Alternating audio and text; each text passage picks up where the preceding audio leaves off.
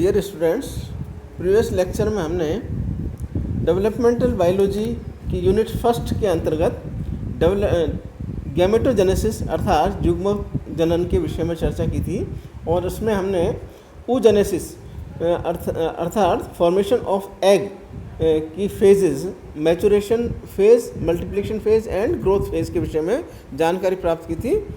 आज हम oogenesis के first topic detailed account of growth phase के विषय में जानकारी प्राप्त करेंगे। My self doctor Rajesh Kumar, department of zoology, SPC government college Ajmer. Now वृद्धि अवस्था में एम्ब्रियो के डेवलपमेंट के लिए आवश्यक पोषक पदार्थों का संश्लेषण और डिपोजिशन अर्थात निक्षेपण होता है, जिसके कारण उगोनिया का आकार काफ़ी बढ़ जाता है, जिसे हम प्राइमरी oocyte अर्थात प्राथमिक अंड जनन कोशिका कहते हैं। प्राइमरी oocyte की वृद्धि 4 प्रकार से संपन्न होती है। बाय सेल्फ oocyte अर्थात स्वयं oocyte द्वारा, बाय फ्यूजन ऑफ oocyte के संलयन द्वारा, बाय एक्सेसरी सेल्स अर्थात सहायक कोशिका द्वारा एवं बाय योग ट्रांसपोर्टेशन अर्थात योग परिवहन द्वारा। Now period of growth.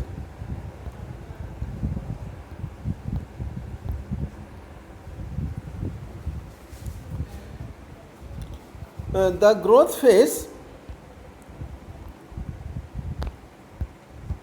growth phase of a female gamete is very long, varying from few days to many years.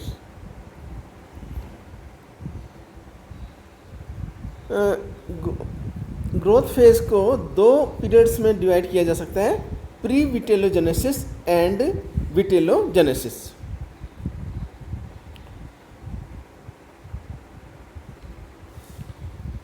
Now pre vitellogenesis, इस पीरियड में योग का संश्लेषण व निक्षेपण अर्थात सिंथेसिस एंड डिपोजिशन नहीं होता, बल्कि प्राइमरी oocyte के न्यूक्लियस एंड साइटोप्लाज्म के वॉल्यूम में वृद्धि होती है। अतः प्री विटेलोजेनेसिस को भी 2 भागों में फर्दर डिवाइड किया जा सकता है, nuclear pre vitellogenesis and cytoplasmic pre vitellogenesis.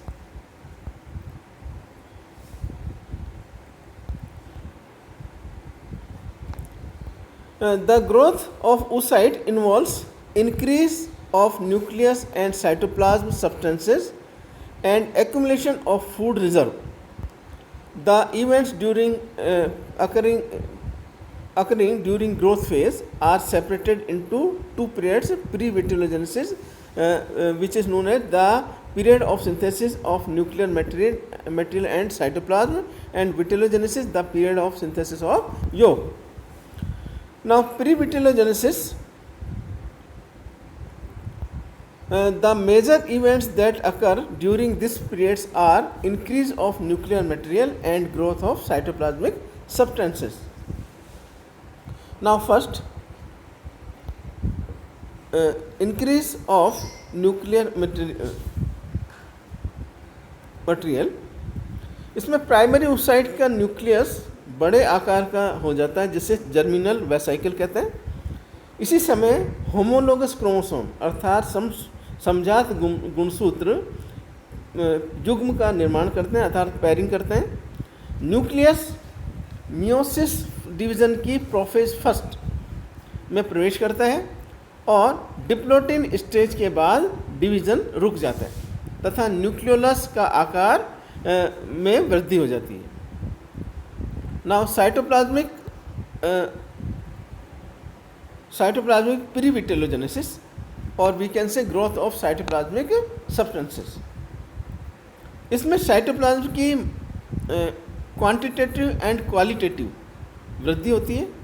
इस काल में 3 सेल ऑर्गेनेल्स में परिवर्तन होते हैं: changes in mitochondria,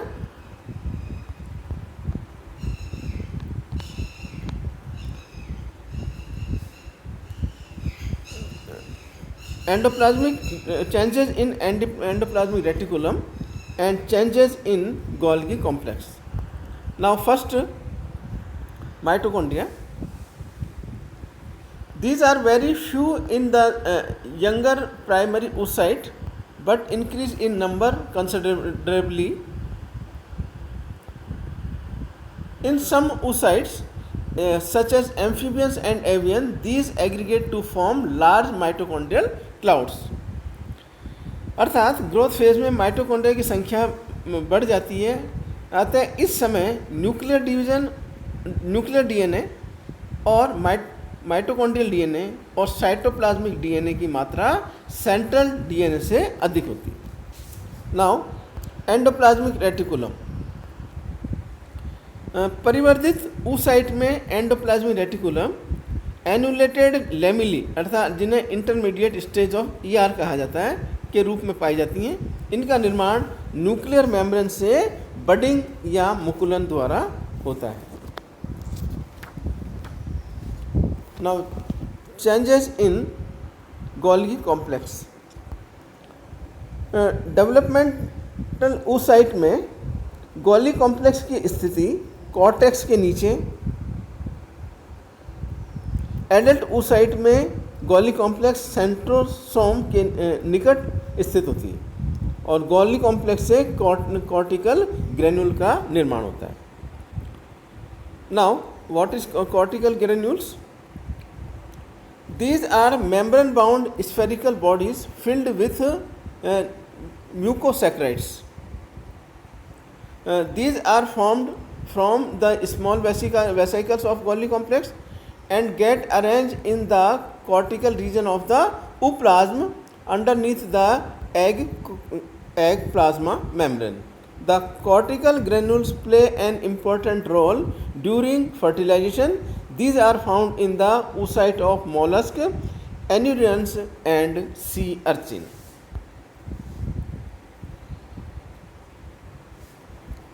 Now second, vitellogenesis. Vitellogenesis में oocyte cytoplasm glycogen, carbohydrate, fat and protein से संगठित हो जाता है, अर्थात यौग का सिंथेसिस व डिपोजिशन होता है। oocyte में उपस्थित यौग का अधिकांश भाग ओवरी के बाहर संश्लेषित होता है। Example insects, fishes and amphibians. Gastropod अर्थात मोलस्क में फैट बॉडी के द्वारा, जबकि अदर वर्टिब्रेट्स में लिवर सेल्स में यौग का संश्लेषण पाया जाता है। Now chemical composition of yolk. Yolk is made up of H2O 48.7%, protein 16.7%, phospholipid and neutral lipids 32.6% and carbohydrate 1%। इस प्रकार vitellogenesis is the second period in the growth of oocyte, characterized by the synthesis and accumulation of large amount of yolk. Growth is very much accelerated during vitellogenesis and oocyte attains giant proportion in some animals. Yolk is not a definite chemical substance. It contains of proteins, neutral fats, phospholipids and certain carbohydrates and glycogen. Now nature of yolk. The main component of yolk are protein, phospholipid and neutral fats. When yolk contains proportionately more protein, it is called protein yolk, and yolk with proportionately more lipid is lipoid yolk. इस प्रकार protein यौग में यौग की मात्रा वसा से ज़्यादा होती है, जबकि फैट यौग में वसा की मात्रा प्रोटीन से ज़्यादा होती है। दोनों प्रकार के यौग ग्रेनुलर फॉर्म्स एंड प्लेटिव यौग के रूप में पाए जाते हैं। Granules form which is known as granular yolk, granular yolk के रूप में उपस्थित example invertebrates and tunicates and amphioxus. जबकि फ्लैटी और प्लेटी योग प्लेट्स के रूप में उपस्थित होता है। Example vertebrates.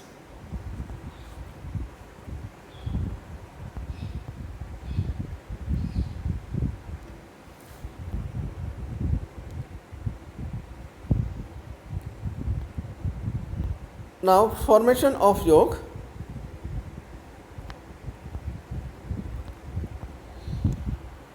It was believed that yolk is synthesized inside the oocyte by a special body, the yolk nucleus.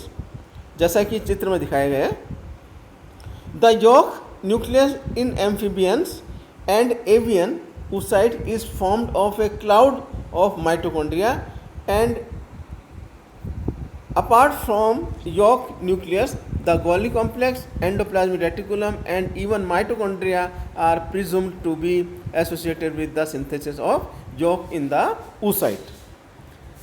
इस प्रकार yolk का फॉर्मेशन होता है। नेक्स्ट लेक्चर में हम organization of egg cytoplasm and role of egg cortex के विषय में जानकारी प्राप्त करेंगे। धन्यवाद।